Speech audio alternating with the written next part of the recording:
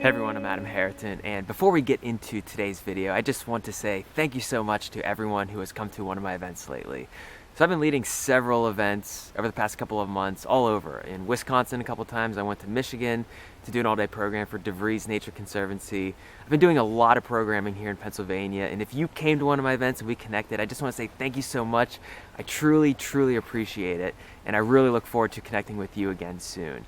If you want to come to one of my events but didn't know that I lead events, go on over to learnyourland.com and just enter your email address there. And I send updates, just a couple times a month, maybe once or twice a month, with a list of all of my upcoming events. So that's how we can stay connected, and perhaps I'll see you at a future event. But thanks again, I truly appreciate it. And now on to today's video. So, here in Pennsylvania, it's been kind of rainy lately. We just had a dry spell for a very long time, but the rains have returned, and it's finally cooling down in mid-October, so it really feels like autumn. And that means that the mushrooms are appearing once again.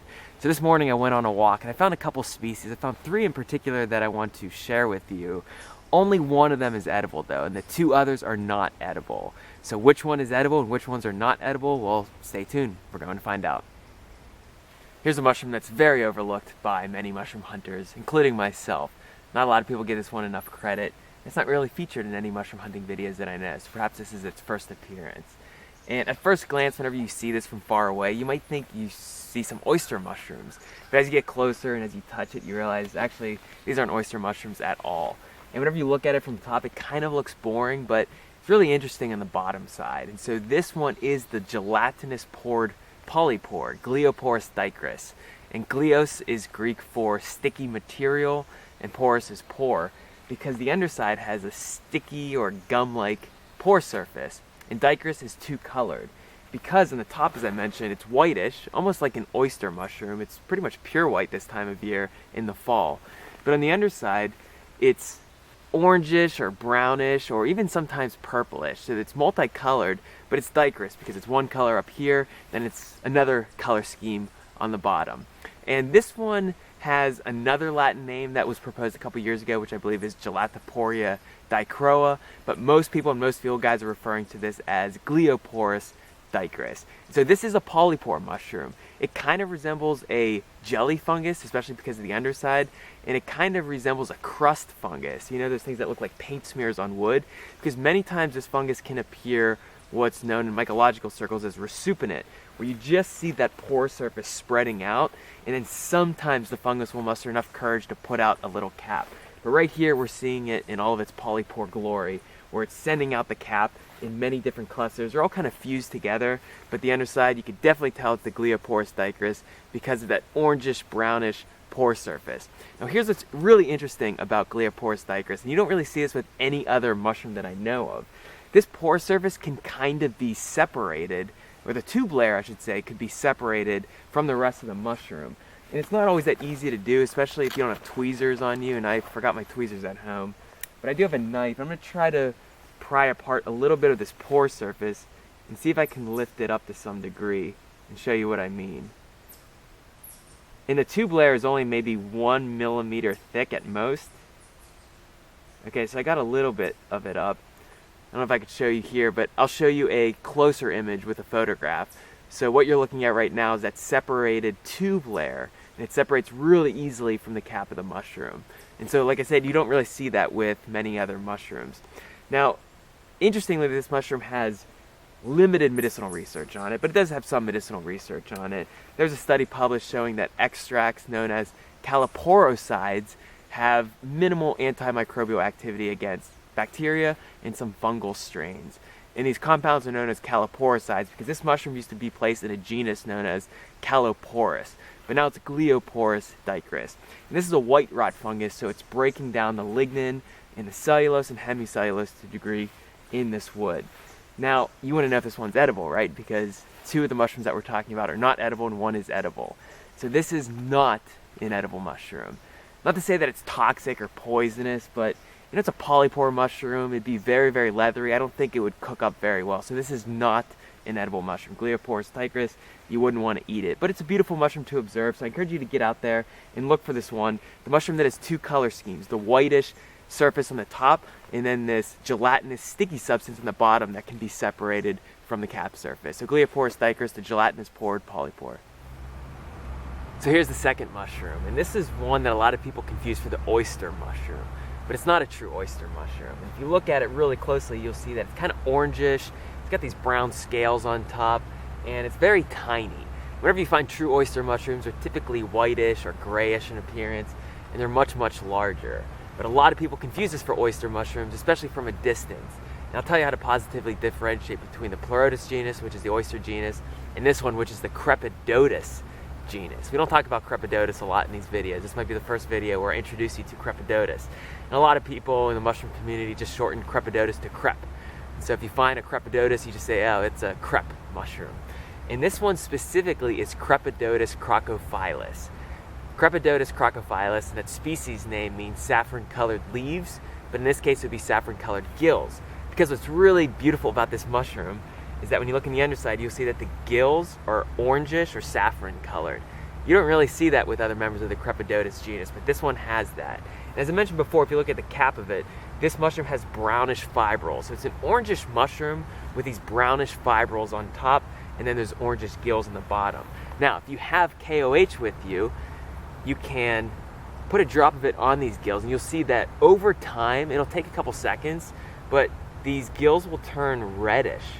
So I'm gonna put a drop on here, and I'm just gonna wait a few seconds, and then we'll see what color it turns, and hopefully it turns reddish, and if it does, we know that it's Crepidotus CROCOPHYLLUS. Okay, so after about 20 seconds, the gills are turning this dark orangish reddish color. Do you see that right there? So that's how I know positively that this is Crepidotus CROCOPHYLLUS. There's a lookalike mushroom which is Crepidotus mollis, but Crepidotus mollis doesn't turn red with KOH, and it doesn't really have these bright orangish gills that I'm seeing right here. Now this one will deposit a brownish spore print.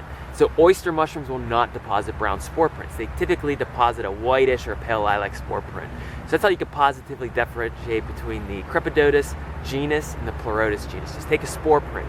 Crepidotus mushrooms will typically drop a brownish spore print, sometimes yellowish, sometimes a clay brown, but typically a brownish spore print. Now, this one is not edible. So we don't eat Crepidotus species generally. It's not to say this one is toxic or deadly toxic, but it would probably cook down to nothing, and we don't consider Crepidotus mushrooms edible. So unfortunately this one's not edible. We'll keep looking and hopefully find an edible mushroom. So Crepidotus CROCOPHYLLUS, the orange CREP or the saffron colored CREP, a beautiful mushroom, a saprophytic mushroom that's breaking down this log right here, but unfortunately not really considered an edible mushroom. Okay, because we talked about two non-edible species, that means that this one should definitely be an edible mushroom, right? Because I promised you two non-edible and one edible mushroom, and I'm going to honor my promise for you in this video.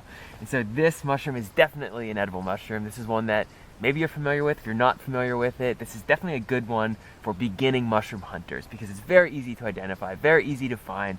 It grows in abundance, and there are few toxic lookalikes. As long as you go through all the key identifying characteristics, you have no trouble finding this one and positively identifying it. So this one is the pear-shaped puffball. LYCOPERDON PYRIFORME. There are several species of LYCOPERDON where I live. This one's very easy to identify because of its pear shape. So it's brownish as well, and there are little tiny scales on it, but it's not as scaly as one of its lookalikes, which is an edible mushroom, and that one is the gem-studded puffball, LYCOPERDON perlatum. But that one is definitely an edible mushroom. This one kind of looks like it, but it's more brownish, and these scales rub off. Now there are two things you should keep in mind whenever foraging for LYCOPERDON PYRIFORME, the pear-shaped puffball, or any member of the LYCOPERDON genus that you know is edible. And they both involve cutting the mushroom in half and observing these characteristics. And the first characteristic is that it should be pure white inside. So that's the developing spore mass inside of there. It's mycologically known as a gleba. It'll be white at first, that's when it's good to eat. It'll eventually turn yellowish, then olive green, then brownish. And at that point, there should be a little hole on top. Whenever you press this mushroom, the spores will be dispersed. But in the wild, you know, raindrops will hit it, spores will be dispersed, an animal will be walking by, a twig will fall from the sky, and that's how this mushroom is able to reproduce.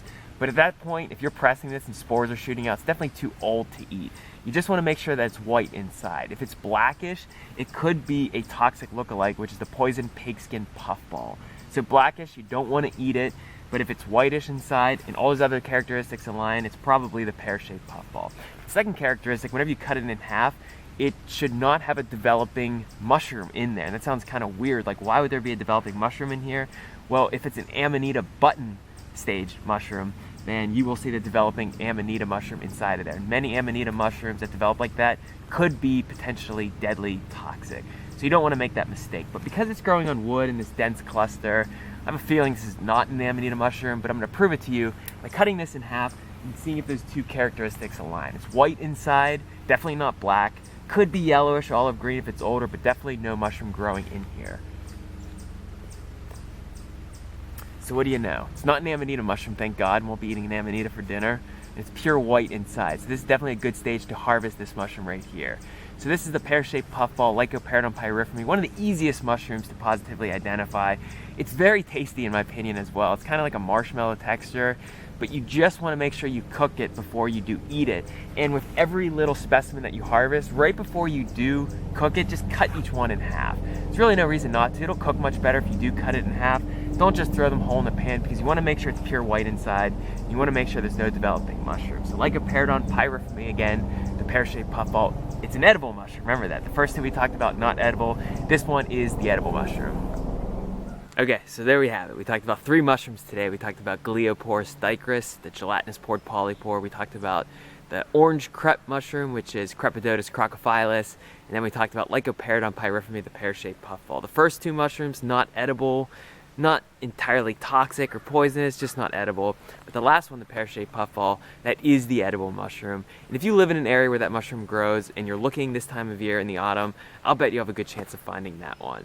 But I encourage you to look for the other ones as well because they're both beautiful mushrooms in my opinion. Thanks so much for watching this video. As always, I truly appreciate it. And I hope to see you again on the next video.